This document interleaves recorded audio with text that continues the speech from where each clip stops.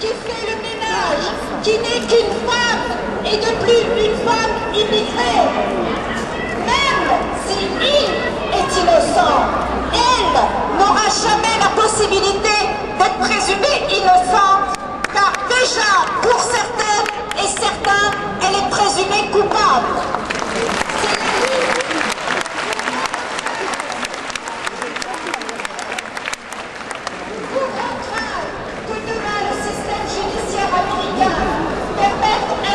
Entre les personnes. Ainsi, le crime de viol ou le délit de harcèlement sera une fois de plus banalisé par un dénouement où l'éthique et la justice auront fait place à du troc, à la négociation, instance réglée à l'aune de l'argent.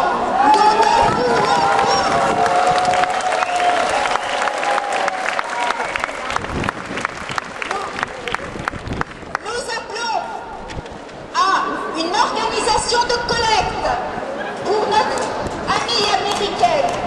Et je précise que les féministes américaines avec qui nous sommes en contact depuis 3 jours font elles-mêmes un appel à cette solidarité financière, un appel à se réunir elles-mêmes à New York, conjointement à ce que nous faisons ici. Merci.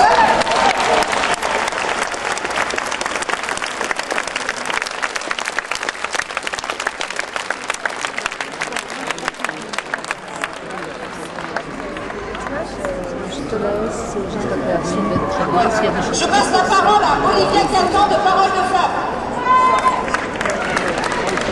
Bonjour à tous et à toutes. Je voulais vous dire bravo déjà d'être là, avec nous. On sent qu'il y a un réveil féministe et ça nous rend heureuse. Quand on a contacté ces féministes et la barbe, on s'est dit combien ce sera. Et on voit des hommes, on voit des femmes. Comme quoi la cause des femmes peut être portée par les hommes et par les femmes côte à côte. Donc bravo à vous.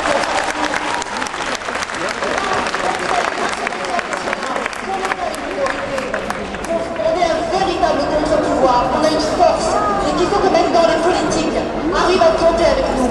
Parce que c'est ça l'important, c'est de peser sur les prochaines élections présidentielles. C'est de leur faire comprendre que le droit des femmes est essentiel. Qu'on ne peut pas vivre dans un pays démographique comme ça, un pays démocratique comme la France, un grand pays, quand le droit des femmes est bafoué, comme on peut le voir et comme on a vu tous ces gens derniers, avec ces remarques de Jean-François Kahn, ce mépris des classes populaires.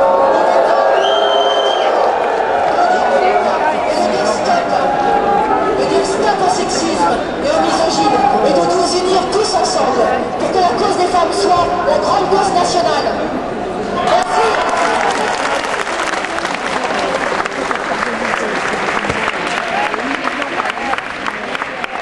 Pour dire stop, trop c'est trop. Quand une femme dit non, c'est non. Nous l'avons dit pendant des décennies et malheureusement nous sommes obligés aujourd'hui de continuer à le dire. Une violence contre une femme, c'est une violence, ce n'est pas simplement une galanterie ou tout simplement de la façon d'être à la française.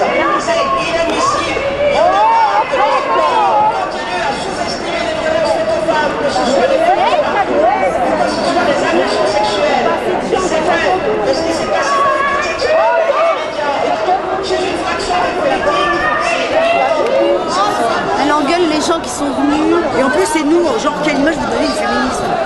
l'égalité, ça passe aussi par le respect de la parole de femme. Je ne vais pas faire long. Figurez-vous, juste une chose, quand j'ai entendu ça, ça m'a rappelé aussi une chose.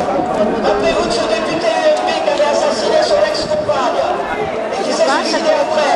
Et l'Assemblée avait aussi fait une minute de silence pour ce député. Et si j'avais bien protesté, il y aurait eu un dommage. C'est la même chose.